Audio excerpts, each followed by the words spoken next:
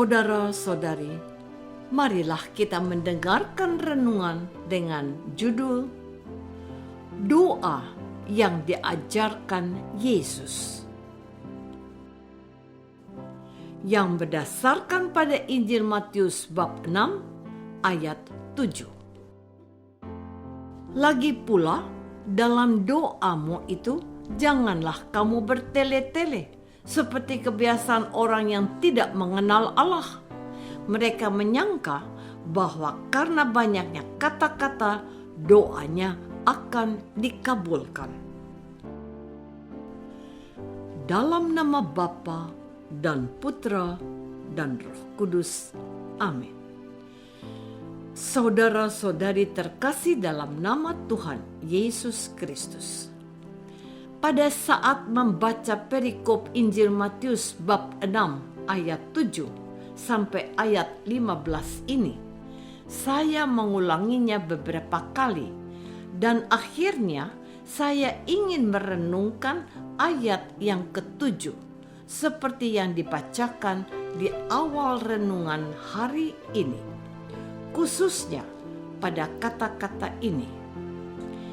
Mereka menyangka bahwa karena banyaknya kata-kata doanya akan dikabulkan. Spontan saya teringat pada doa orang Farisi dalam perumpamaan Yesus.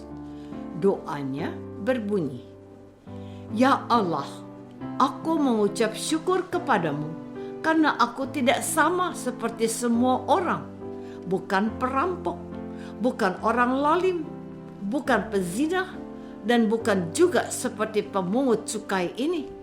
Aku berpuasa 2 kali seminggu. Aku memberikan 1/10 dari segala penghasilanku."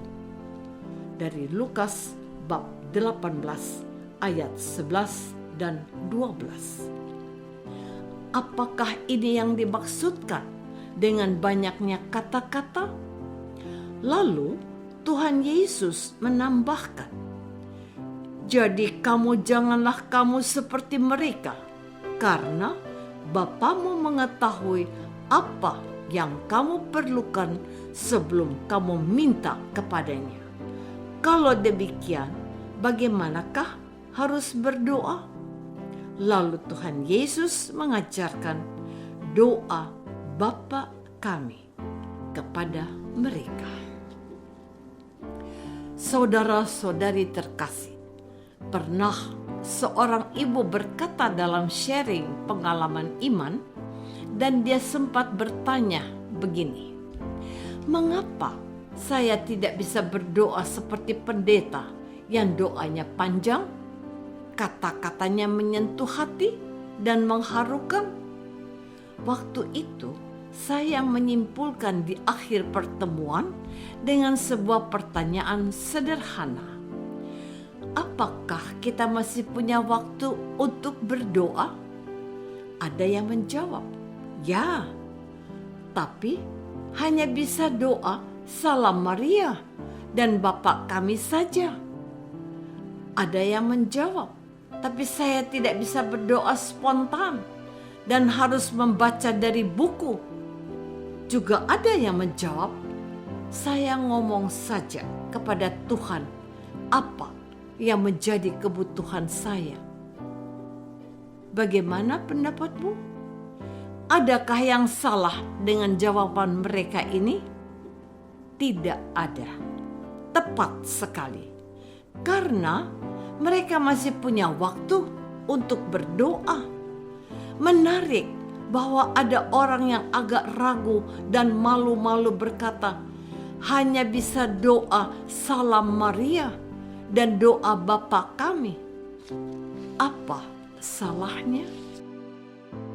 Saudara-saudari terkasih, pengalaman iman dan perjalanan rohani setiap orang berbeda-beda. Semuanya bergantung waktu dan sentuhan Roh Allah sendiri. Bahwa orang Kristen itu masih berdoa, itu adalah sesuatu yang patut disyukuri. bahwa doanya menurut dia tidak sempurna atau tidak seperti doa yang dikaguminya dari orang yang dianggapnya pandai dan ahlinya berdoa, itu adalah masalah. Ojo dibanding-bandingkan. Tidak usah dibanding-bandingkan. Doa itu adalah pengalaman pribadi seseorang dengan Allah. Dia boleh mengatakan apa saja kepada Allah sesuai dengan kemampuannya. Namun perlu diingat, jangan mengajari Allah atau mendikte Tuhan untuk mengabulkan permohonanmu. Jangan memaksa Tuhan mengabulkan keinginanmu yang banyak, sedangkan yang engkau butuhkan sedikit. Tuhan sudah tahu apa yang kita butuhkan, bahkan sebelum kita mengatakan kepadanya. Tuhan Yesus mengajarkan sebuah doa yang menjadi contoh dari setiap doa, yaitu doa Bapa Kami. Doa yang diawali dengan iman dan pengakuan akan Allah sebagai Bapa yang Maha Baik. Kita memuliakan namanya, memohon kehadirannya yang menguasai hati kita, dan supaya kehendaknya yang terjadi. Berikutnya, barulah kita memohon apa yang menjadi kebutuhan kita.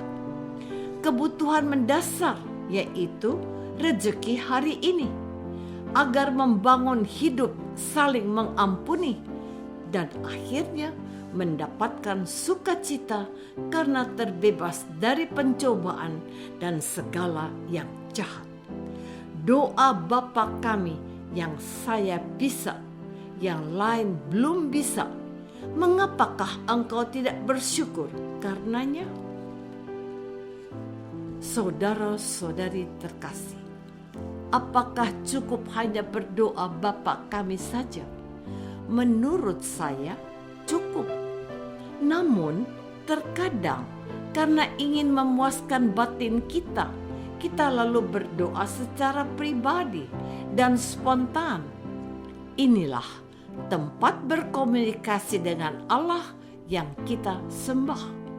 Tapi banyak disarankan dan sudah dicontohkan oleh liturgi gereja bahwa doa apapun yang kita haturkan kepada Tuhan, baiklah dimahkotai dengan doa Bapa Kami. Doa yang diajarkan oleh Tuhan Yesus sendiri.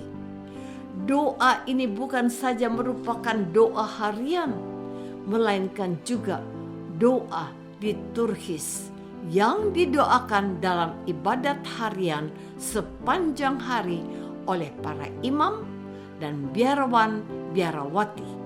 Khususnya lagi didoakan dalam perayaan Ekaristi dan dipersembahkan oleh gereja setiap hari. Kalau Tuhan mengatakan agar kita tidak berdoa bertele-tele, artinya mengatakan bahwa Tuhan harus tahu apa yang menjadi kebutuhanku. Kalau perlu, membuat daftarnya. Sayangnya, Tuhan sudah tahu apapun yang hendak kita katakan. Jadi, kalau berdoa, muliakanlah Allah, bersyukurlah atas kebaikannya, dan mohonlah yang kau butuhkan saja, bukan semua yang kau inginkan. Jangan hanya berdoa kalau engkau sedang butuh, tapi jadikanlah doa sebagai sebuah kebutuhan. Apakah aku sudah berdoa, memuji dan memuliakan Tuhan dengan sungguh-sungguh? Marilah kita berdoa.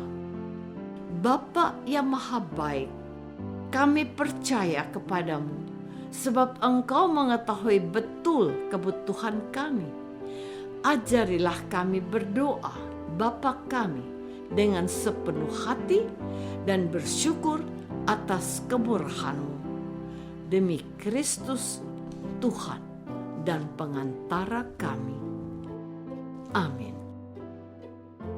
Semoga kita semua selalu dinaungi dan dibimbing oleh berkat Allah yang Maha Kuasa, Bapa dan Putra dan Roh Kudus.